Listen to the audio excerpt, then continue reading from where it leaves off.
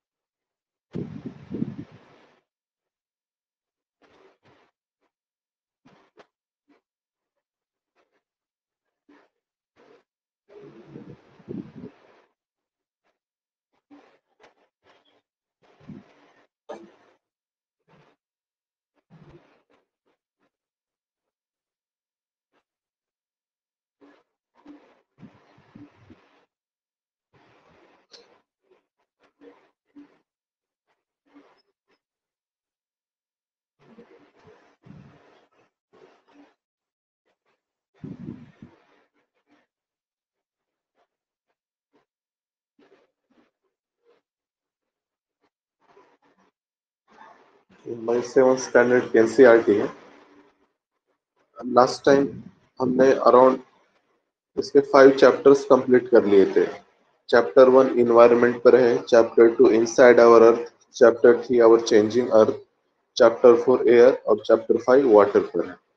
अब इसके बाद हम स्टार्ट करेंगे चैप्टर 6 से, natural vegetation and wild life. हाँ, ये देखो ये चैप्टर लगभग हर एनसीईआरटी में रिपीट होगा, natural vegetation and wild life के ऊपर. हमने 6 स्टैंडर्ड में भी इसको एक बार देखा था कि डिफरेंट टाइप ऑफ वेजिटेशन और फॉरेस्ट क्या रहते हैं और उसके स्पेसिफिक कंडीशन. तो अब हम यहाँ पर इसको ब्रीफली देखते हैं, natural vegetation and wild life.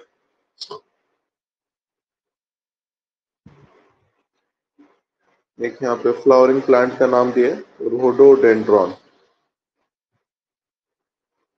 Okay, इसके बाद थॉर्नी श्रब्स वगैरह दिए हैं. यहाँ पर कुछ दिए हैं. जैसा natural vegetation is classified into 3 broad categories. 3 broad categories में क्लासिफाई किया जाता है नेचुरल वेजिटेशन को. एक रहता है फॉरेस्ट विच ग्रो वेयर. सबसे पहले तो forest which grow where temperature rainfall are plentiful to support a tree growth. Temperature और रेनफॉल अगर है अच्छे खासे क्वांटिटी में तो वहां पर फॉरेस्ट होगा. Depending upon this factor dense and open forest are grown. Dense मतलब जहाँ पे बहुत ज्यादा बारिश और टेम्परेचर भी प्रॉपर है तो डेंस फॉरेस्ट होगा, जैसे ट्रॉपिकल रेन फॉरेस्ट. और ओपन फॉरेस्ट मतलब डेंसिटी कम रहती है ट्रीज की. इसके बाद आता है grassland. Grassland which grows in the region of moderate rain. Moderate rain है तो ग्रासलैंड है, जैसे सुदान वगैरह है हमारे पास. और इसका श्रब्स रहेंगे. Shrubs, thorny shrubs and scrub grow in the dry region. Shrub जो रहते, श्रब्स बुशेस, छोटे छोटे झाड़ दरख्त रहते, कांटेदार पौधे वगैरह, तो ये एकदम जहां पर बारिश कम रहता है वहां पर आएंगे. जैसा कि हम जानते हैं फॉरेस्ट के टाइप, यहाँ पर एक एक ट्रीज के बारे में, फॉरेस्ट टाइप्स के बारे में दिया है. ट्रॉपिकल एवरग्रीन फॉरेस्ट, हमने वैसा देखा भी था. ट्रॉपिकल एवरग्रीन अगर चाहिए तो मोर देन 200 सेंटीमीटर रेनफॉल चाहिए रहता है. ट्रॉपिकल एवरग्रीन, सेमी एवरग्रीन दोनों के लिए ये चीज है. इसके बाद इसके जो स्पेशीज है, ये मेनली हार्ड वुड ट्रीज रहते हैं. हार्ड वुड मतलब ऐसा वुड जिसकी डेंसिटी ज्यादा रहेंगी और ये पानी पर फ्लोट नहीं होगा. ये क्या होता है, पानी में डूब जाता है, इसको हार्ड वुड कहते हैं. इसके example rose wood, ebony, mahogany are common है. यहाँ पर फोटोज भी दिए हैं. तो ये काफी डेंस रहते हैं और हाइट भी बहुत ज्यादा रहती है. कोई बताएंगे हाइट ये ट्रीज की क्यों ज्यादा रहती है? क्या पॉसिबल रीजन है हाइट ज्यादा रहने का?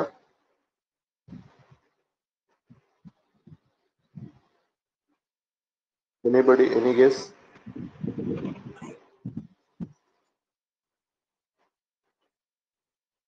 ठीक है, तो क्या होता है देखो, सनरेज. सनरेज के लिए सनरेज यहाँ पर है ना, ट्रीज बहुत ज्यादा है कम स्पेस में, तो सनरेज के लिए कंपटीशन रहता है, तो ट्रीज चाहते हैं कि ज्यादा से ज्यादा सनरे मिले। सनरेज मतलब उनके लिए फूड है, तो इसलिए वो क्या करते हैं, हाइट जितना हो सके उतना ज्यादा वो कोशिश करते हैं कि अपनी हाइट ज्यादा से ज्यादा रहे। तो ये क्या एक अडॉप्टेशन है, इन्वायरमेंटल अडेप्टेशन। तो इसलिए वजह से इनकी हाइट क्या रहती है, ज्यादा रहती है।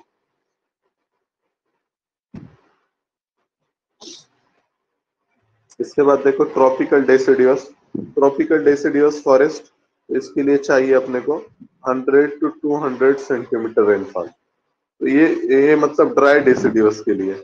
और अगर मॉइस्ट रहेगा तो मॉइस्ट डेसिडियस अगर रहेगा तो मॉइस्ट डेसिडियस के लिए ये कंडीशन है 100 to 200 सेंटीमीटर रेनफॉल, और 50 to 100 ड्राई डेसिडियस के लिए। ठीक है, अब इसमें देखो क्या बोले, the hardwood trees found in this forest are teak, sal, neem and शीशम। टीक, साल, नीम और शीशम यहाँ पर पाए जाते हैं, इसको कहते हैं ट्रॉपिकल डेसिडियस फॉरेस्ट। तो ये टाइप के अपने पास इंडिया में सबसे ज्यादा ये है, ट्रॉपिकल मॉइस्ट डेसिडियस सबसे ज्यादा है, हाईएस्ट इन इंडिया। इसको नोट कर लेना, ट्रॉपिकल मॉइस्ट डेसिडियस मतलब ये रेनफॉल वाला 100 to 200 सेंटीमीटर वाला, ये सबसे ज्यादा है हमारे पास। इसके बाद आता है टेम्परेट इवरग्रीन। अब जैसा हमने देखा ट्रॉपिकल इवरग्रीन, इसी तरीके से टेम्परेट इवरग्रीन भी रहता है। पर टेम्परेट इवरग्रीन कहाँ पे, कोस्टल रीजन में है। ज्यादातर टेम्परेट इवरग्रीन मिलेगा हमको कोस्टल रीजन में, ये चीज भी ध्यान में रखना।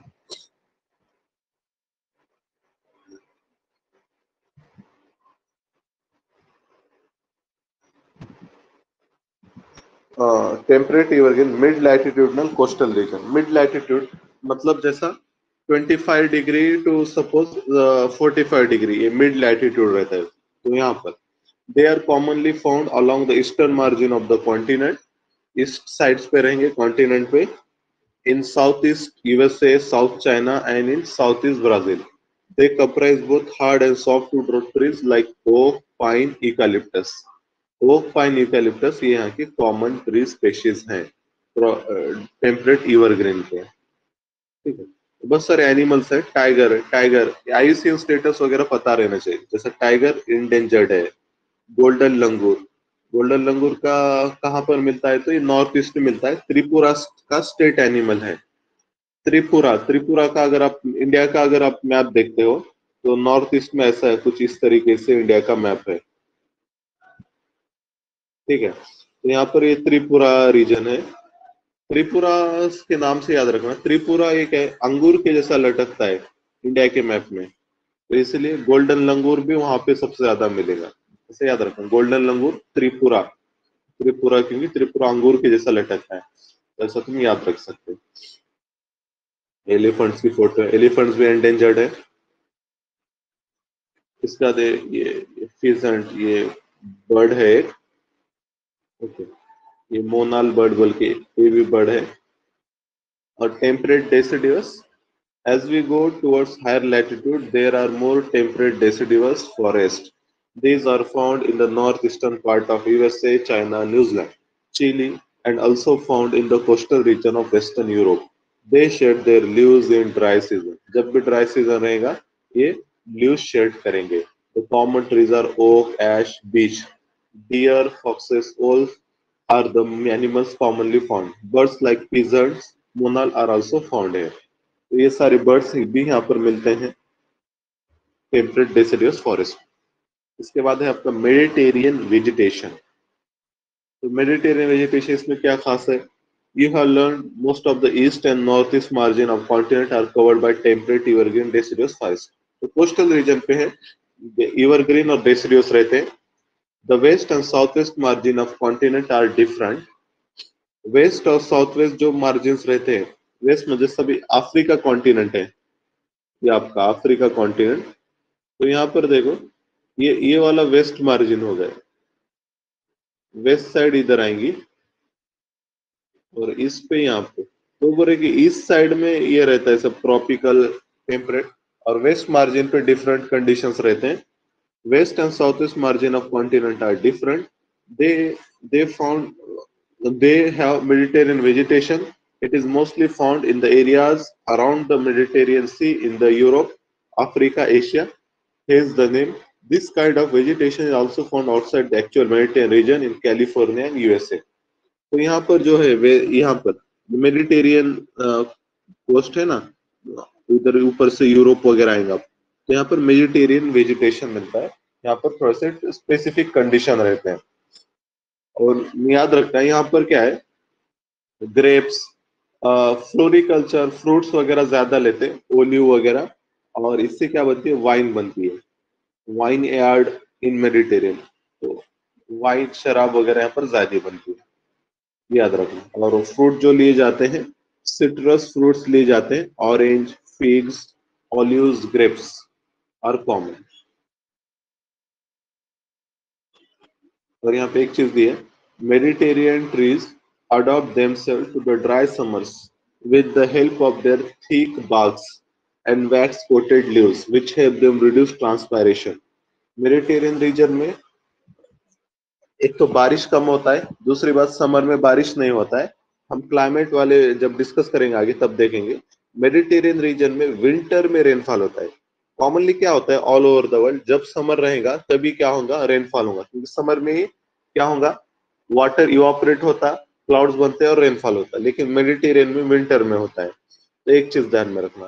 तो यहाँ पर क्या होता है, ट्रीज फिर समर में क्या करते हैं, ट्रीज के बार्क, उनका जो कोड रहता है वो ज्यादा थिक रहता है और वैक्स रहता है। वैक्स की वजह से ट्रांसपायरेशन, मतलब पानी का लॉस नहीं होता वहां से। ट्रांसपायरेशन जैसे हम स्वेटिंग करते हैं, तो ऐसा ट्रीज में क्या रहता है, ट्रांसपायरेशन रहता है, ल्यूज से होता है टेम्परेचर मेंटेन करने के लिए। Mediterranean regions are known as orchard of the world, तो इनको ऑर्चर्ड्स ऑफ द वर्ल्ड कहते हैं, मतलब बाग। ऑर्चर्ड मतलब बाग को कहते हैं। ये बाग हैं वर्ल्ड के फॉर देयर फ्रूट कल्टीवेशन, ये भी याद रखना। इसके बाद देखो coniferous forest. Coniferous forest higher latitude 50 degree to 70 degree of northern hemisphere, यहाँ पर कोनिफेरस, इनको तैगा फॉरेस्ट भी कहा जाता है, तैगा। These are also seen in the higher altitudes, और इसमें जो मेन स्पेशीज हैं, chir, pine, cedar are the important variety of trees in this forest. तो नीचे वाली फोटो देखो, कोनिफेरस फॉरेस्ट आपको समझ में आएगा। इनका शेप कौन कौन टाइप में रहता है, कोनिकल, वो इसलिए कि स्नोफॉल ज्यादा होता है, तो स्नोफॉल क्या हो जाए, स्लाइड हो जाए ट्रीज पे से, ट्रीज पे जमा न हो, इसलिए इनका जो शेप है वो कोनिकल शेप रहता है। ठीक है, इसके बाद आगे है ग्रासलैंड्स के बारे में है। Tropical grasslands, these occur on either side of the equator and extend till the tropics. ये ट्रॉपिक के पास मिलेंगे। This vegetation grows in the areas of moderate to low amount of rainfall. This grass can grow very tall, about 3 to 4 metre in height. 3 से 4 metre की height रहती है tropical grassland की। जैसा अपना सुदान सवाना ग्रासलैंड कहते हैं ना, इसका फायदा क्या होता है, अगर ज्यादा हाइट है ना तो एनिमल को छुपने के लिए अच्छा रहता है, और इसलिए यहाँ पर एनिमल्स की क्वांटिटी भी ज्यादा है और बड़े बड़े एनिमल्स मिलते हैं यहाँ पे। जैसे आपका एलिफेंट है, जेब्राज है, giraffe, deer, leopards are common in tropical grassland. इसके बाद आपके रहता है टेम्परेट ग्रासलैंड। टेम्परेट ग्रासलैंड तो टेम्परेट रीजन में रहेंगे। These are found in the mid-latitudinal zones and an interior part of the continent. Usually, grass here is short and nutritious.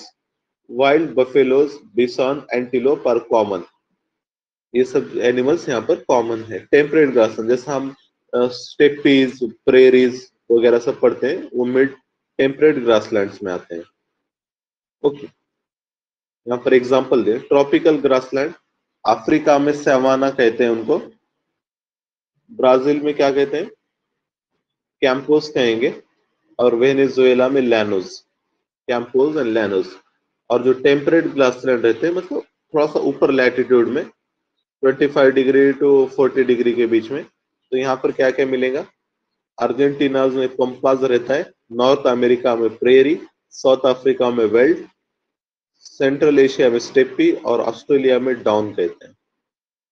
Okay, ये नाम हमको पता रहना चाहिए। साउथ अफ्रीका में वेल्ड, ऑस्ट्रेलिया में डाउन। ठीक है, और ये जो है पोलार जो रीजन है वहां पर ये एनिमल्स मिलते हैं, पोलार बियर, वॉलरस और सील। ठीक है, इसके बाद देखो हम आगे बढ़ते हैं। Human environment, settlement, transport and communication. यहाँ पर ह्यूमन सेटलमेंट वगैरह उसके बारे में डिस्कशन किया गया। जो हमारे सेटलमेंट मतलब हाउसिंग पैटर्न वगैरह कैसा रहता है, इसके बारे में यहाँ पे दिया है। सेटलमेंट परमानेंट रह सकती है या टेम्पररी रहती है। Settlement which are occupied for a short time are called as temporary settlement. ठीक है, अब देखो अगर हम जब ह्यूमंस देखते हैं, ह्यूमंस का सेटलमेंट बेस्ड ऑन ऑक्यूपेशन रहता है। जैसा कि हमारे जो लाइफ स्टॉक वगैरह रियरिंग वगैरह वाले लोग क्या करते हैं, नोमैडिज्म रहता है उनका, मतलब माइग्रेशन करते हैं वो लोग, नोमैडिज्म। और जो एग्रीकल्चर वगैरह जो रहते हैं वो लोग क्या करेंगे, सीडेंटिज्म कहेंगे। सीडेंटिज्म मतलब एक सेटल्ड लाइफ जो रहती है, एक जगह रहेंगे। फिर कुछ लोग क्या करते हैं, साल के कुछ पीरियड सेटल रहते हैं और कुछ पीरियड माइग्रेट करते हैं, उसको क्या कहते हैं, सेमी सीडेंटिज्म कहते हैं। ये टर्म्स के मीनिंग हमको पता रहना और इसके एग्जांपल्स। नेक्स्ट वाले पेज पे एक टर्म आई है, ट्रांस ह्यूमंस। ट्रांस ह्यूमंस ये भी एक नोमैडिज्म जो रहते हैं ना, जो मूवमेंट रहते हैं उसको कहते हैं। लेकिन यहाँ पर ट्रांस ह्यूमन में डिफरेंस क्या है कि मूवमेंट जो होती है एक स्पेसिफिक पैटर्न में होती है, मतलब एक सेलेक्टेड जगह पर जाते हैं और वहां से रिटर्न होते हैं। पीपल, यहाँ पर देखो, it is seasonal movement. People who rear animal move in search of new pasture according to changes in season. जैसा कुछ ट्राइब्स है हमारे पास, गड्डीज, बकरवाल, ये कश्मीर में रहते हैं। जब कश्मीर में एक्सट्रीम विंटर होता है तो ये जम्मू में चले आते हैं अपने लाइफ स्टॉक के साथ, और जब विंटर का जोर खत्म हो जाता है then they return back to the Kashmir. Okay, और जैसा और एक है भूतिया। भूतिया ये मिलेंगे आपको उत्तराखंड में और सिक्किम में। ये लोग क्या करते हैं, नॉर्मल जो पीरियड रहता है, नॉर्मल पीरियड में ये लोग वैली में रहेंगे। मतलब जैसे वहां पे हिमालयज रेंजेस है ना, अब यहाँ पे नीचे ये रीजन और ये हिमालय, नॉर्मल पीरियड में ये लोग नीचे रहेंगे नॉर्मल इसमें। और जब समर आएगा, समर में क्या करेंगे, ये माइग्रेट करेंगे ये लोग ऊपर साइड, समर में ऊपर जाएंगे, क्योंकि समर टाइम में वहां पे टेम्परेचर ये रहेगा, ठीक ठाक रहेगा। तो वो ग्रासलैंड वगैरह रहते हैं तो लाइफ स्टॉक के साथ ऊपर जाते हैं। ये जो ग्रासलैंड है जो हिल्स पर, माउंटेन्स पर, उसको बुग्याल कहते हैं। ये जो भूतिया लोग हैं ये बुग्याल ग्रासलैंड पे जाते हैं। ठीक है, समर में जाएंगे। अब ये नीचे जो डायग्राम है सेटलमेंट के टाइप्स हैं। ब्रॉडली दो टाइप ऑफ सेटलमेंट रहते हैं, कॉम्पैक्ट सेटलमेंट जिसको ही हम न्यूक्लिएटेड सेटलमेंट कहते हैं। यहाँ पर क्या रहता है पता है, कम जगह में ज्यादा घर। अक्सर इस सिटीज में देखने में मिलेगा जहां पर स्पेस का शॉर्टेज रहता है, पॉपुलेशन ज्यादा है, तो कॉम्पैक्ट सेटलमेंट होती है। और नॉर्थ इंडिया में विलेजेस में भी ऐसा पैटर्न है, क्योंकि अभी पॉपुलेशन डेंसिटी बहुत ज्यादा है। तो ये चीज ध्यान में रखना, और लैंड भी फर्टाइल है नॉर्थ इंडिया में, तो कम जगह में बहुत ज्यादा लोग रहते हैं। और अगर यही साउथ इंडिया की अगर बात करते हैं तो स्कैटर्ड सेटलमेंट है। स्कैटर्ड मतलब लोग क्या करेंगे, दूर दूर घर रहेंगे। और डिस्पर्स सेटलमेंट, तो ऐसा कहाँ पे मिलेगा, तो खासतौर पे जैसा हिली रीजन्स रहेगा, माउंटेनियस रीजन्स रहेंगे, तो वहां पर स्कैटर्ड सेटलमेंट और डिस्पर्स सेटलमेंट ज्यादा मिलेंगे, नॉर्थ ईस्ट इंडिया में वगैरह। ओके, ये दोनों मैच द पेयर से पूछता है, कॉम्पैक्ट, न्यूक्लिएटेड, स्कैटर्ड, डिस्पर्स, नाम याद रखना। यहाँ पर कुछ स्पेशल टाइप के हाउसिंग पैटर्न बताया गया है। हाउसेस ऑन स्टिल्ट्स कहते हैं। कुछ हाइट पर घरें बनाई जाती है, ताकि यहाँ पर कैसा, जंगल है और जहरीले जानवर वगैरह रहते हैं, तो उनसे बचने के लिए हाइट पर घर बनाते हैं लोग। इसको स्टिल्ट हाउसेस बन कहते हैं, रहते हैं। इसके बाद ये जो घर है, ये किसके घर है, कोई बताएगा मेरे को, ये वाला जो बॉक्स में दिया गया है। कोशिश तो करो आप जवाब देने की। एस्किमोस के। इसकी के रहते हैं घर, इसको इग्लू कहते हैं। इग्लू। ठीक है, हाँ, क्योंकि आइस है ना, ice is bad conductor of heat है। इससे क्या होगा, ये जो हीट रहेंगी मतलब अंदर जो हीट रहेंगी तो वो अंदर ही इंट्रैप रहेंगी और बाहर का कोल्ड एयर वगैरह अंदर नहीं आएंगे, तो इससे क्या रहता है, अंदर गर्म टेम्परेचर रहेगा।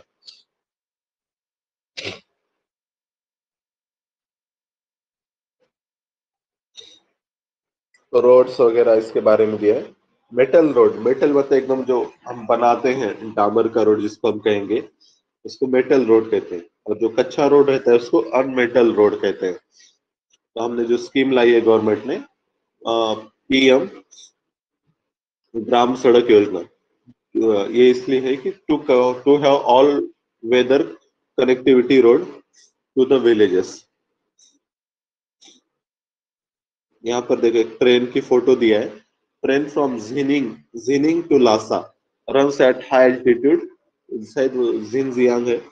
Ginning to Lhasa runs at high altitude 400 metre above sea level and the highest point is 5072, मतलब एक बहुत हाइट पे से जाती है वो ट्रेन। लासा, लासा एक तिब्बत की कैपिटल है। रेलवे के बारे में दिया है। यहाँ पर जो डायग्राम है वो longest rail route in the world है, जिसको हम ट्रांस साइबेरियन रेलवे कहते हैं। Longest railway system connecting Saint Petersburg in the western Russia to Vladivostok on the Pacific coast. देखो सेंट पीटर्सबर्ग यहाँ पर है, ठीक है, बाल्टिक सी के पास सेंट पीटर्सबर्ग है। और दूसरी बात, व्लादिवोस्टोक यहाँ पे आएगा, व्लादिवोस्टोक एकदम, ये तो यहाँ पर चाइना, चाइना के ऊपर है, ठीक है, पैसिफिक ओशियन आता है यहाँ पे। तो इतना लंबा लॉन्ग,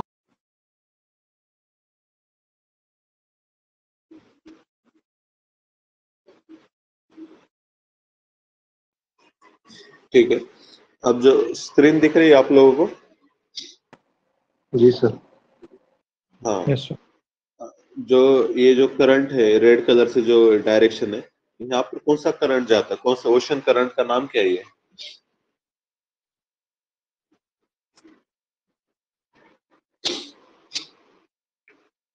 हमने देखा था उस दिन चैप्टर में, ओशनिक करंट। ये जो करंट है इसका नाम है नॉर्थ अटलांटिक ड्रिफ्ट। हमने देखा था ना उस दिन, नॉर्थ अटलांटिक ड्रिफ्ट, ठीक है, यस यहाँ सर। से यहाँ जाएंगे। हाँ, फिर ये जो है नॉर्थ अटलांटिक ड्रिफ्ट कहते हैं। और जो नीचे वाला है इसको हम क्या कहते हैं, कैनरी करंट। देखो आप लोग रिवाइज करो, ये बहुत ही इंपॉर्टेंट टॉपिक है, इसको रिवाइज करना है, बार बार पढ़ना है, क्योंकि काफी क्वेश्चन आते हैं ओशन करंट से, कैनरी करंट। तो यूएसए से यूरोप जाना है तो ये लोग क्या करेंगे, शिप ये साइड से जाएंगे, इससे उनको करंट की भी डायरेक्शन का हेल्प मिलेगा। बोट की स्पीड मतलब अच्छी रहेगी और एनर्जी कम लगेगी। और जब यूरोप से इधर आना है तो कैनरी करंट वाले रूट से आएंगे। ये चीज आप समझ लेना। एयरवेज वगैरह वो सब भी दिया गया है। एयरपोर्ट्स वगैरह ये सब जो रहते हैं इनके लिए जो इंटरनेशनल बॉडी है, इसका नाम है इंटरनेशनल सिविल एविएशन और Organization. International Civil Aviation Organization, इसका हेडक्वार्टर कहाँ है, कोई बताएगा?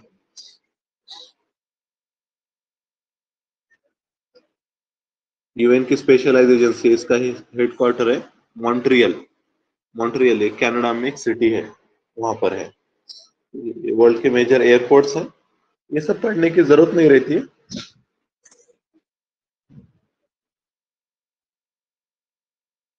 ओके, अब देखो इसके बाद वाले जो चैप्टर्स हैं, यहाँ पर क्लाइमेटिक रीजन्स के बारे में दिया गया है। तो मैं कुछ यहाँ पर पेज ऐड किया था, ये जीसी लियोन के पेजेस है। तो पहले हम यहाँ पर ब्रीफली देखेंगे कि वर्ल्ड के जो मेजर क्लाइमेट बेल्ट है वो कौन से हैं। इसको बार बार पढ़ना है, जैसा हमने वो विंड का डायग्राम देखा था ना, उसी तरीके से ये भी बहुत इंपॉर्टेंट है। यहाँ पर वर्ल्ड के जो मेजर क्लाइमेटिक रीजन्स है, इसके बारे में अच्छे शॉर्ट में दिया गया, इसको बार बार पढ़ोगे तो आपको समझ में भी आएगा।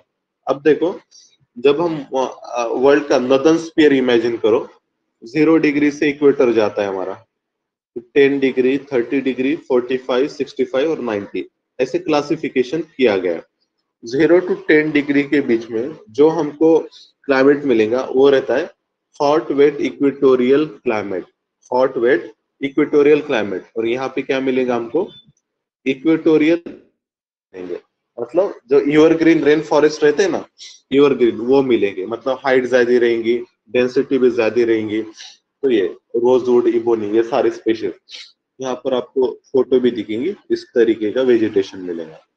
उसके बाद क्या होगा, जैसे ही आप ऊपर जाते 10 डिग्री to 30 डिग्री, अब यहाँ पे रेनफॉल थोड़ा सा कम हो जाएगा और टेम्परेचर भी थोड़ा सा कम हो जाएगा, इतना इक्वेटर जैसा हॉट नहीं रहेगा। तो यहाँ पर फिर वेजिटेशन भी डिफरेंट मिलेगा। अब इसको भी, ऊपर के जो रीजन्स है सबको तीन तीन पार्ट में डिवाइड किया गया है। जो कॉन्टिनेंट के ईस्ट साइड में रहेगा उसको ईस्टर्न मार्जिन कहते हैं, और जो वेस्ट साइड में रहेगा उसको वेस्टर्न मार्जिन रहता है, और जो बीच वाला रहेगा उसको कॉन्टिनेंटल। ये जो बीच वाला जो बेल्ट है इसको क्या कहेंगे हम, कॉन्टिनेंटल कहेंगे, कॉन्टिनेंटल मार्जिन। ये टर्म समझ लेना, कॉन्टिनेंटल मतलब एकदम बीचों बीच है कॉन्टिनेंट के। और जो ईस्ट या फिर वेस्ट में जो रहेगा इसको हम क्या कहेंगे, ईस्टर्न मार्जिन या फिर वेस्टर्न मार्जिन ऑफ कॉन्टिनेंट। ठीक है, जैसा कि आपका, ये आपका फॉर एग्जांपल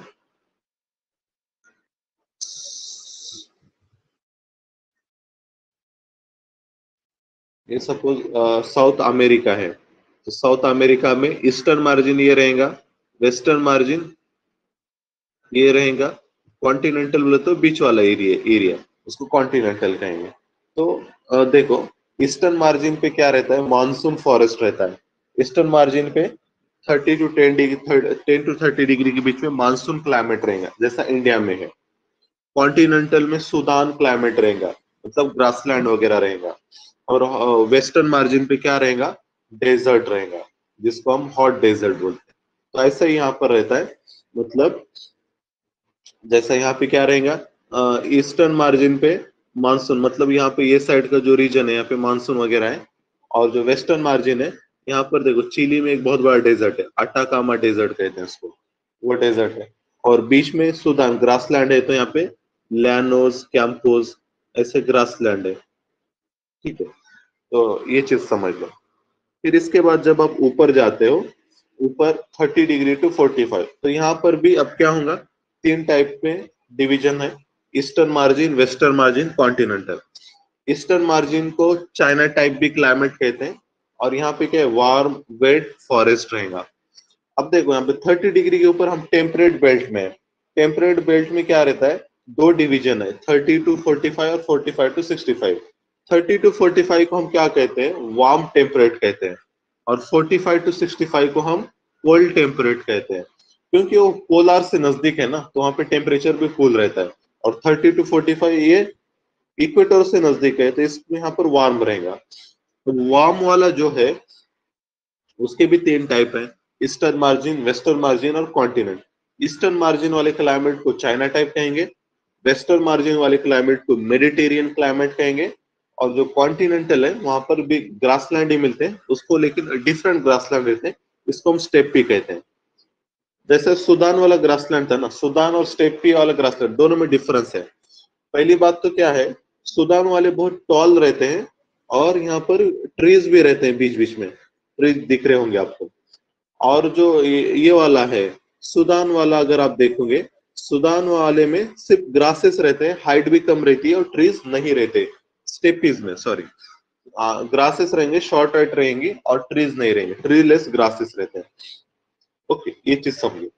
और जब आप ऊपर जाएंगे 45 to 65, यहाँ पर क्या है, टेम्परेचर कम होता है, इसको कोल्ड टेम्परेट कहते हैं। इसके भी तीन डिवीजन, लॉरेशियन, साइबेरियन और ब्रिटिश। लॉरेशियन और साइबेरियन, यहाँ दोनों रीजन में स्नोफॉल बहुत होता है, तो इसलिए यहाँ पर क्या है, कोनिफेरस फॉरेस्ट ज्यादा है। लॉरेशियन साइबेरियन में कोनिफेरस फॉरेस्ट। ठीक है। और ब्रिटिश, और जो वेस्टर्न मार्जिन रहता है वहां पर क्या है, डेसिडियस फॉरेस्ट है, ब्रिटिश टाइप, क्योंकि ब्रिटेन में के आसपास के रीजन में मिलता है, इसलिए इसको ब्रिटिश टाइप ऑफ कहते हैं। तो यहाँ पर जो ब्रिटिश टाइप ऑफ क्लाइमेट में जो स्पेशीज मिलते हैं, तो उसके एग्जाम्पल हैं बीच, पॉपुलर, ओक, एल्म। नाम याद रखना, बीच, पॉपुलर, ओक, एल्म, ये ब्रिटेन में जो डेसिडियस फॉरेस्ट है वो मिलते हैं। देखो इंडिया में भी डेसिडियस फॉरेस्ट है और ब्रिटेन में भी, दोनों में डिफरेंस है। हमारे पास ड्राई सीजन समर रहता है और ब्रिटेन में ड्राई सीजन जो रहता है विंटर में रहता है। तो वहां पर विंटर में ये लीव्स क्या होंगे, शेड होंगे, और इंडिया में समर में लीव्स शेड होते हैं। तो ये चीज ध्यान में रखना। वो ट्रीज पे भी डिपेंड करता है, ट्री के हिसाब से भी रहता है। दूसरी चीज, इंडिया में जो फॉरेस्ट ये है, डेसिडियस फॉरेस्ट है, तो उसमें क्या है, उसके जो स्पेशीज के नाम टीक, साल, शीशम हमने देखा। लेकिन ये क्या, ट्रॉपिकल डेसिडियस हम कहते हैं क्योंकि हम ट्रॉपिकल रीजन में ना। और ब्रिटेन में जो है इसको हम टेम्परेट डेसिडियस कहते हैं क्योंकि टेम्परेट रीजन में है। इसके एग्जांपल बीच, पॉपुलर, ओक, एल्म, ये याद रखना। इसके बाद देखो साइबेरियन टाइप ऑफ क्लाइमेट आएगा। साइबेरियन में जो एग्जांपल है स्पेशीज के, पाइन, फर, स्प्रूस और लार्च, ये वाले ट्रीज, पाइन, फर, स्प्रूस, लार्च, इनके नाम याद रखना आपको। पाइन, फर, स्प्रूस, लार्च, ओके। और सबसे ऊपर आएगा 65 टू 90 डिग्री, इसकी कोई हम आर्टिक और पोलर टाइप कहते हैं। टुंड्रा वेजिटेशन, यहाँ पर क्या मिलेगा, मॉसेस, लाइकेंस, स्पेशीज, मतलब छोटे छोटे श्रब्स वगैरह मिलेंगे। टुंड्रा वेजिटेशन, आर्टिक और पोलर टाइप। अब मुझको बताओ, ये आर्टिक और polar type of climate India में है क्या, कहाँ पे इस तरीके का यस सर, लद्दाख। टाइप? हाँ, लद्दाख में है, ग्रेट हिमालयस में है। क्योंकि जैसा जैसा आप हाइट जिप पर जाओगे तो ऐसा ऐसा क्या होता है, टेम्परेचर कम होता है। अब जैसे ही 0 डिग्री के पास गए तो वहां पे पोलर टाइप ऑफ क्लाइमेट होगा, तो वेजिटेशन भी पोलर टाइप करेगा। तो हिमालयस पे है ऐसा आर्टिक वेजिटेशन, जिसको हम आल्प्स वेजिटेशन कहते हैं। ठीक है। अब जो हमने यहाँ पर देखा है वही चीज आगे मैप में दिखाई गई है। जैसा ये जो है रेड कलर वाला हॉट वेट इक्वेटोरियल रीजन है, हॉट वेट इक्वेटोरियल रीजन, ठीक है, इक्वेटर के आसपास रहेगा, जिसमें इंडोनेशिया, मलेशिया, बोगोटा, अरे एक मिनट, तो बैकग्राउंड में हो जा रही है। हाँ हाँ वही, मैं विंडो क्लोज कर रहा था, अभी कम हो गई। ओके, अब देखो ये चीज यहाँ पर हॉट वेट इक्वेटोरियल रीजन, तो ये इसमें रीजन्स का है, अफ्रीका का कुछ पार्ट आएगा, इंडोनेशिया, मलेशिया है, और यहाँ पे ब्राजील है, ठीक है। यहाँ पर हॉट वेट इक्वेटोरियल, बारिश बहुत गिरता है, डेली रेनफॉल होगा, सुबह में हीटिंग होगा, शाम में रेनफॉल होगा, और एवरग्रीन फॉरेस्ट मिलेंगे हमको यहाँ पर, ओके। इसके बाद जो है हमारा ट्रॉपिकल मानसून, तो ये जो हमने देखा था टेम्परेट रीजन में आते हैं हम, और नहीं, ट्रॉपिकल रीजन में जो जो ईस्टर्न मार्जिन है, ईस्टर्न मार्जिन पर ये रहता है मानसून क्लाइमेट। तो ये इंडिया में रहेगा पूरा। और दूसरा कौन सा है, अफ्रीका का ईस्टर्न कोस्ट और साउथ अमेरिका का ईस्टर्न कोस्ट। तो यहाँ पर भी हमको क्या मिलेगा, मानसून क्लाइमेट मिलेगा। उसके बाद देखो मानसून मतलब सीजनल रेनफॉल होता है, जैसा हम इंडिया में पढ़ते हैं ना, साउथ वेस्ट मानसून से रेनफॉल होता है। तो ये जो ट्रेड विंड्स हैं, ट्रेड विंड की नॉर्मल डायरेक्शन कैसी रहती है, ईस्टर्लीज रहते हैं, इस तरीके से आते हैं। लेकिन मानसून के ट्रेड में क्या होता है, ये जो विंड्स हैं इनके इनके डायरेक्शन चेंज होती है, ये विंड्स आएंगे और ऐसा इधर जाते हैं। तो इससे क्या होता है, रेनफॉल होता है इंडिया में, ईस्टर्लीज की डायरेक्शन चेंज होती है। और वो क्यों चेंज होती है, तो ये जो हमारा इक्वेटर है ना, जिसको हम ITCZ कहते हैं, ITCZ वो टाइम पे यहाँ पर शिफ्ट होता है, ITCZ, तो वहां पर लो प्रेशर तैयार होता है और विंड डायरेक्शन चेंज होती है। इसके बाद आगे बढ़ो, ये सवाना है। अब यहाँ पर सवाना मतलब ग्रासलैंड, तो ये सवाना ग्रासलैंड एक टेम्परेट रीजन में, कॉन्टिनेंटल मतलब बीचों बीच में लेंगे, जैसा यहाँ पर है सूडान जिसको कहते हैं, नीचे भी है सैलिसब्यूरी, और लैनोस और कैंपोस, कैंपोस ब्राजील में है, लैनोस वेनेजुएला में, नाम याद रखना, सवाना ग्रासलैंड। इसके बाद आगे बढ़ते हैं, hot desert and mid latitudinal desert. Desert हमने पढ़ा वेस्टर्न मार्जिन पे है, वेस्टर्न मार्जिन और 10 डिग्री टू 25 डिग्री। तो ये पूरे ब्लैक कलर वाले डेजर्ट हमारे हॉट डेजर्ट है।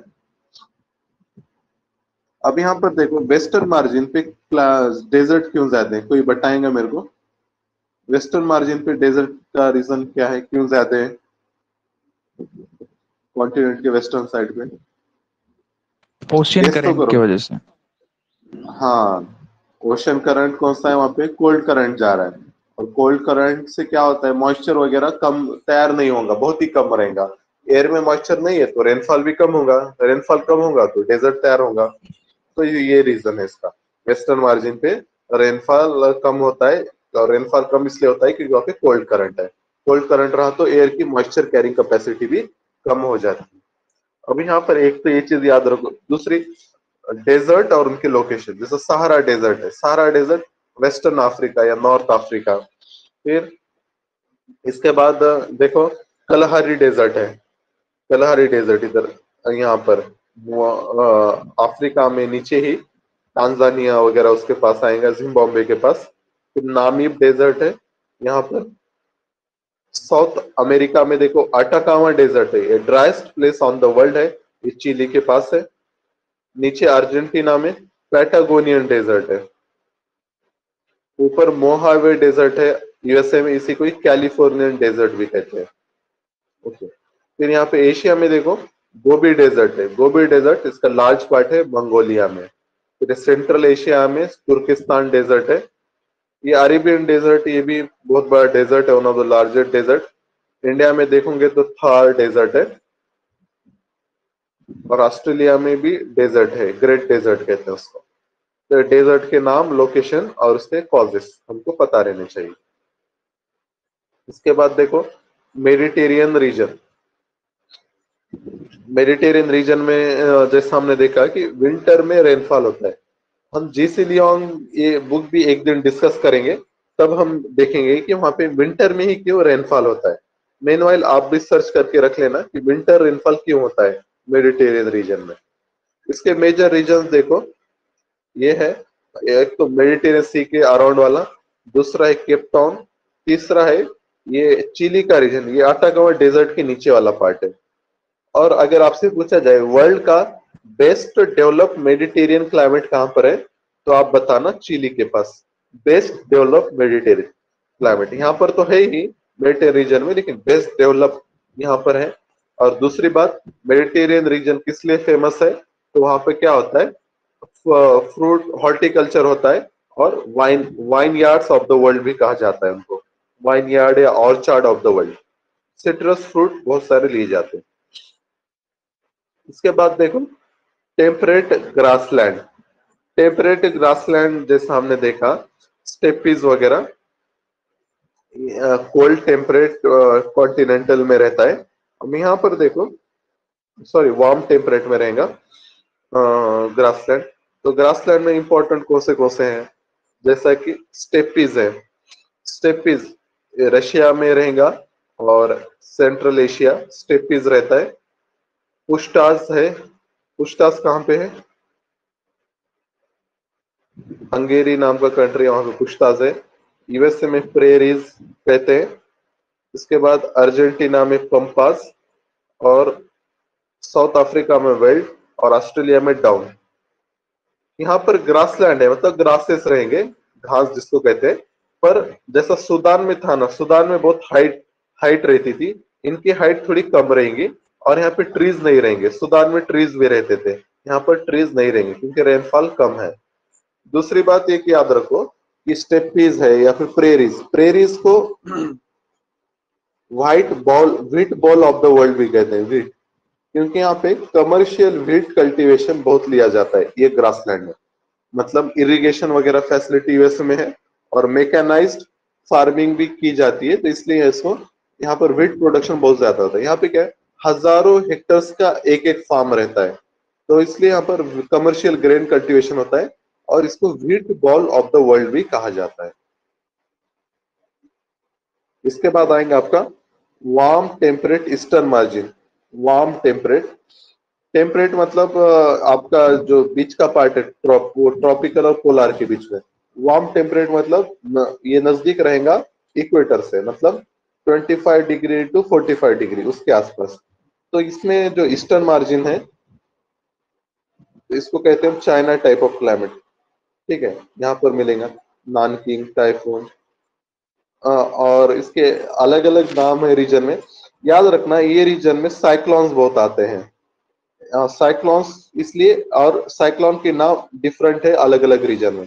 जैसा साउथ चाइना सी में साइक्लोन को टाइफून कहेंगे, ऑस्ट्रेलिया में उसको कहते हैं सदरली बस्टर, अफ्रीका में बर्ग विंड कहते हैं, ब्राजील में पाम्पेरो कहते हैं, और यूएसए में इसको हरिकेन कहते हैं। यूएसए में नहीं, ये जो कैरिबियन रीजन है वहां पे हरिकेन कहेंगे, और यूएसए में टॉर्नेडो कहेंगे।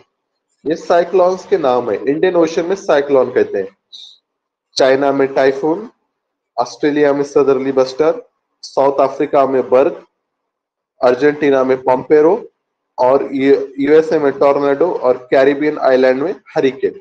ये साइक्लोन्स के नाम है। इसके बाद आपका आएगा cold temperate. Cold temperate western margin, तो यहाँ पर है ब्रिटिश टाइप ऑफ क्लाइमेट। यहाँ पर मिलेगा लंदन, मतलब England, Germany, France, Spain, Sweden, Norway, यहाँ पर ये रहेगा। इसी तरीके से कुछ पार्ट इधर भी मिलेगा। इसको ब्रिटिश टाइप ऑफ क्लाइमेट बोलते हैं। ऐसा ही क्लाइमेट सेम न्यूजीलैंड में भी मिलता है। तो न्यूजीलैंड को England of south southern hemisphere भी कहते हैं, क्योंकि वहां पे क्लाइमेट वगैरह सेम ही रहता है। ब्रिटिश टाइप ऑफ क्लाइमेट मिलेगा वहां पे। ठीक है, ये चीज भी आप समझ लेना। और यहाँ पर डेसिडियस फॉरेस्ट आते हैं। डेसिडियस फॉरेस्ट, बीच, पॉपुलर, ओक, एल्म, नाम भी याद रखना।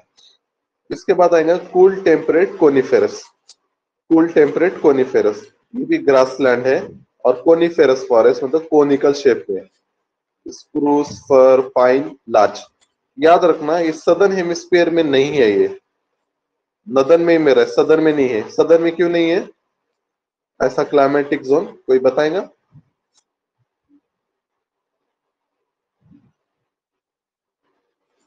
गेस करो।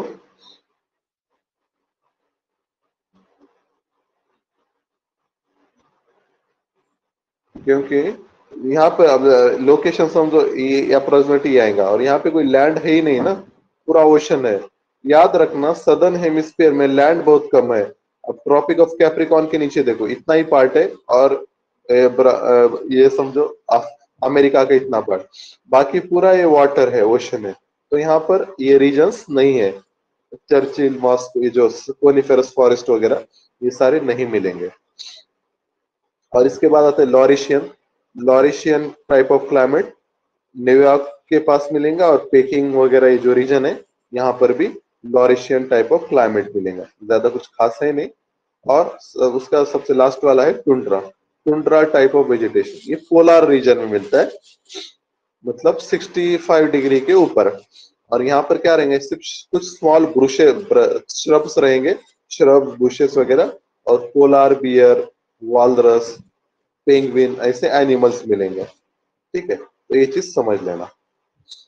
तो ये हमने ब्रीफली क्या देख लिया, पूरे वर्ल्ड के इंपॉर्टेंट क्लाइमेटिक रीजन्स हमने देख लिए।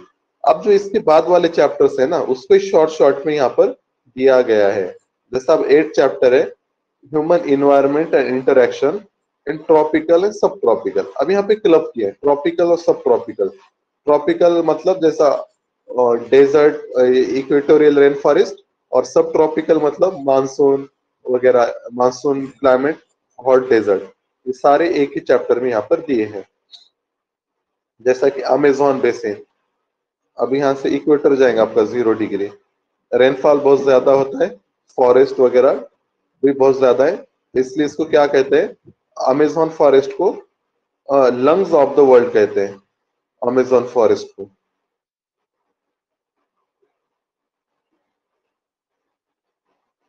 Lungs of the world.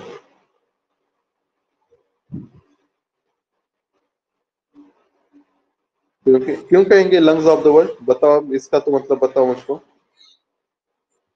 Lungs क्या फंक्शन करते हैं? ऑक्सीजन प्रोड्यूस करते सर 20%। हाँ, ऑक्सीजन मतलब इन दैट कंटेक्स ये है कि मतलब ये लोग क्या करेंगे, मतलब एयर फिल्टर करेंगे। ट्रीज का काम वही रहता है ना, ऑक्सीजन तैयार करेंगे और एयर फिल्टर का काम करेंगे, इसलिए इसको लंग्स ऑफ द वर्ल्ड कहते हैं। ठीक है, इसके बाद क्लाइमेट, रेन फॉरेस्ट, ये तो हमने देख लिया, बस स्पेसिफिक कुछ पॉइंट रहता हम देखेंगे। यहाँ पर एक फिश है, पिराना फिश, वो मिलती है several species of fishes including flesh eating, मतलब ये शार्क वगैरह इस टाइप में पिराना फिश रहती है, वो भी साउथ अमेरिका कॉन्टिनेंट में मिलती है, रिवर्स में वगैरह, तो डेंजरस रहती है। यहाँ पर house, there are large apartment like houses called maloca with steeply slanting roof. Slanting roof मतलब जैसा मुंबई में वगैरह रहते हैं जहाँ पे ज्यादा रेनफॉल होता है ना, वैसा रूफ इस तरीके से रहते हैं, इसको स्लैंटिंग रूफ कहेंगे। ठीक है, मतलब बारिश का पानी स्टोर ना रहे, निकल जाए, तो वहां पर वैसे घरों को मैलोका कहते हैं। अमेरिका कॉन्टिनेंट की बात करें, south America. Slash and burn एक टर्म आई है, स्लैश एंड बर्न मतलब जिसको हम शिफ्टिंग कल्टीवेशन भी कहते हैं, is a way of cultivating land where farmers clear the piece of land by slashing or cutting down the trees and bushes. These are then burned, which releases the nutrient into soil. Now the crops are grown on this cleared field for a few years. After repeatedly using the patch of the land, the soil loses its nutrient, so it is abandoned. Then they clear another plot of the land to plant. In the meantime, the young trees grow in the old field. In this way, soil fertility is restored. People can then return to it and start cultivating. तो आए समझ में यहाँ पर क्या होता है, forest रहेगा उसको कट करेंगे, उसको कट करके क्या करेंगे फिर, उसको जला देंगे ताकि सॉइल में न्यूट्रिएंट मिल जाए, और फिर वहां पे ट्री कल्टीवेशन करेंगे, कुछ साल तक करेंगे, उसके बाद सॉइल की फर्टिलिटी कम हो जाती है, फिर क्या करेंगे, वो लैंड को अबॉर्डन कर देंगे और दूसरा नया पैच नए लैंड पर जाएंगे। ये ऐसा ट्रॉपिकल रीजन में जनरली होता है और ट्राइबल लोग ज्यादा करते हैं प्रैक्टिस को। एक चीज ये, दूसरी चीज ना, एक याद रखना, ट्रॉपिकल सॉइल की फर्टिलिटी कम रहती है, प्रोडक्टिविटी कम रहती है।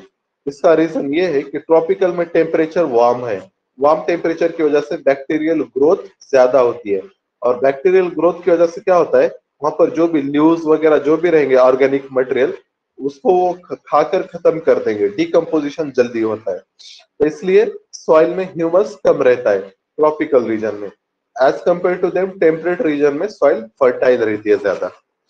ये चीज भी आप समझ लेना। गंगा ब्रह्मपुत्र बेसिन वगैरह ये सब दिया है क्योंकि इंडिया भी एक सब ट्रॉपिकल कंट्री है।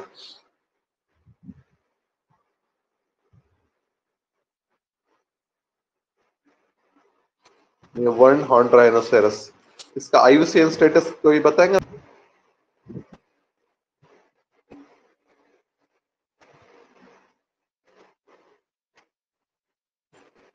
हम देख रहे थे one horn rhinoceros,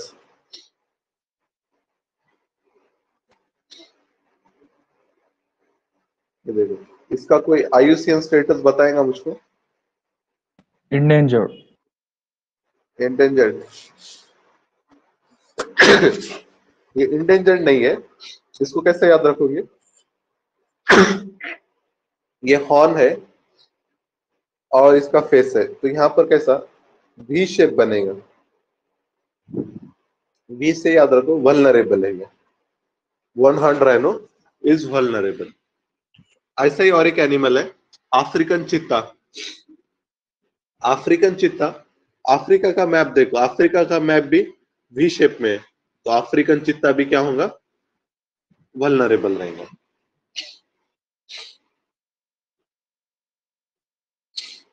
dolphin, dolphin अपने पास मिलती है गंगा रिवर बेसिन में, और उसको नाम कहते हैं एसयू, सुसु उसका नाम है। अब याद रखना, तो सेंस कैसा करती है, तो सोनार जिसको हम कहते हैं, साउंड वेव्स वगैरह उससे रिफ्लेक्शन से वो गेस करती है ऑब्स्टेकल है या नहीं है। ठीक है, तो ये चीज आप समझ लेना। डॉल्फिन, ये आपका टाइगर,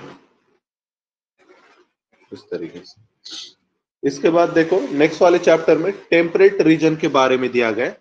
टेम्परेट, टेम्परेट ग्रास, जैसा हमने पढ़ा था प्रेरीज, प्रेरीज को कहते हैं अमेरिका में, नॉर्थ अमेरिका में टेम्परेट ग्रासलैंड को प्रेरी कहेंगे। ठीक है, हाइट भी छोटी है, ट्रीज भी नहीं है, तो यहाँ पर क्या है, व्हीट कल्टीवेशन बहुत ज्यादा होता है। ये प्रेरीज का रीजन है। यूएसए मेजर रीजन तो यूएसए है, और कनाडा में भी थोड़ा।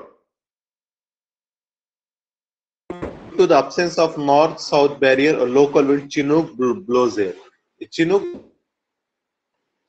यहाँ पर देखो आपके रॉकी माउंटेन है, ठीक है, तो ये रॉकी माउंटेन के वेस्टर्न साइड में चिनूक विंड आते हैं, ठीक है। और ये विंड की खासियत क्या है कि ये वार्म विंड रहते हैं, और यहाँ पे क्या होता है, स्नोफॉल ज्यादा रहता है, तो ये चिनूक विंड क्या करते हैं, स्नो को मेल्ट करते हैं, जिसकी वजह से हेल्प होती है क्रॉप कल्टीवेशन में। तो याद रखना चिनूक विंड क्या है, वार्म विंड है, और वो स्नो को मेल्ट करते हैं, स्नो ईटर भी कहते हैं, वार्म विंड, और इससे वहां पे एग्रीकल्चर को बेनिफिट होता है। इसके बाद आगे देखो, बिसन नाम का एनिमल है, वहां पर बहुत फेमस है, जैसा हमारे पास बफेलो वगैरह रहते हैं, वहां पर बिसॉन रहता है, बाइसन, बिसॉन।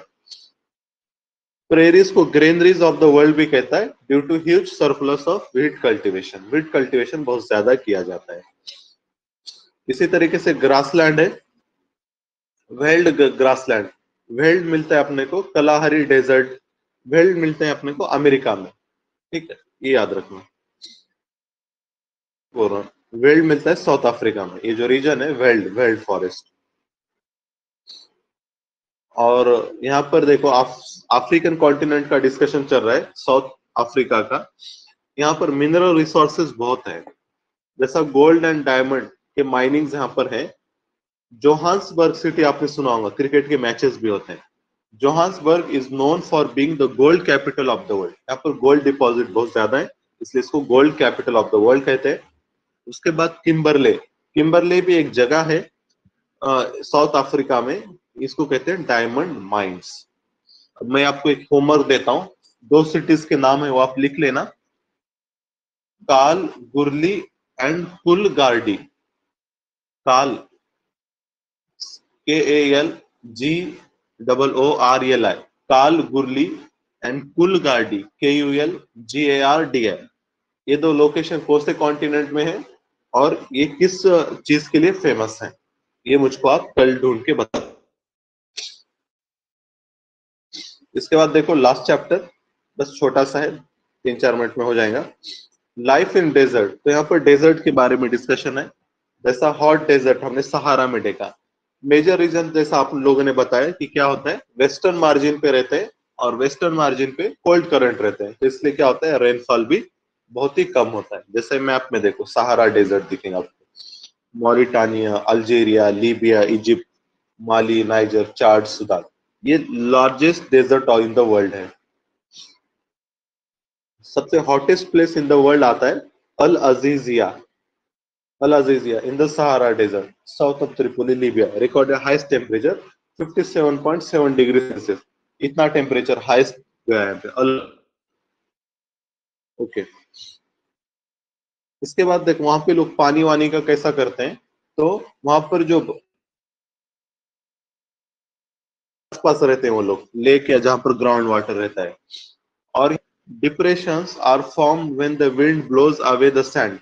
यहाँ पर क्या होता है, जैसा सैंड ब्लो होती है ना, तो कई बार क्या होता है, बहुत ज्यादा सैंड ब्लो होती है, और जिससे ग्राउंड वाटर क्या होता है, वो एक्सपोज हो जाता है, ग्राउंड वाटर जमीन से बाहर आ जाता है, बहुत ज्यादा ऊपर से सैंड चली जब जाती है, और underground water reaches the surface and oasis is form. जब ग्राउंड वाटर बाहर आता है सरफेस पे, उसको ओएसिस कहते हैं। तो यहाँ पर ओएसिस के अराउंड में हैबिटेशन रहते हैं।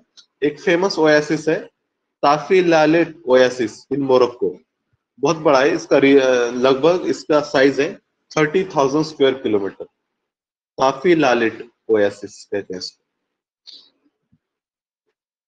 इंडिया में भी कोल्ड डेजर्ट है लद्दाख रीजन में, और थर्ड डेजर्ट में तो वार्म वार्म डेजर्ट है। इसी तरीके से यहाँ पे विलोज नाम की स्पेशीज आती है, विलोज, ये क्रिकेट बैट बनाने के लिए यूज होता है। और चिरू नाम की एक गोट मिलती है, सॉरी एंटीलोप है, चिरू, चिरू और तिबेटियन एंटीलोप, ये फेमस है शाहतूश शॉल के लिए। इसके स्किन से शॉल बनाते हैं, शाहतूश शॉल, चिरू एंटीलोप से। प्रेजेंट स्टेटस इसका नियर थ्रेटन्ड है।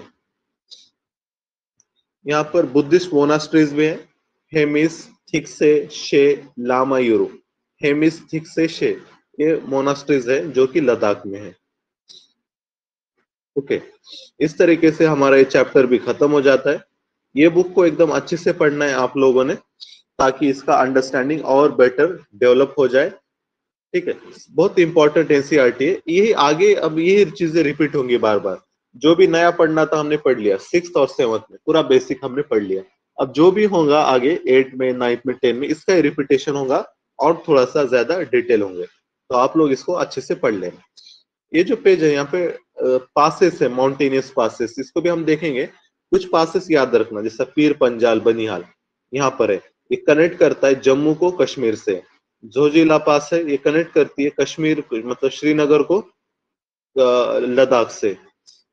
और नेक्स्ट पेज पे भी कुछ पासेस हैं, ये आप लोग पढ़ लेना। मैं जो पासेस आपको राउंड करके दे रहा हूँ वो कहाँ से कहाँ तक हैं, किसको कनेक्ट करते हैं, ये आप थोड़ा सा देख लेना।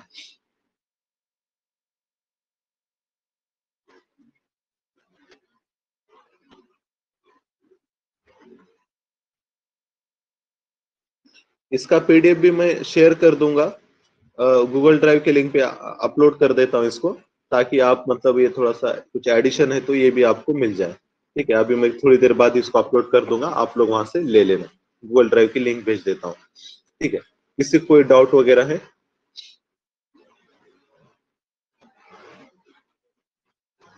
सर हाँ हाँ जी। सर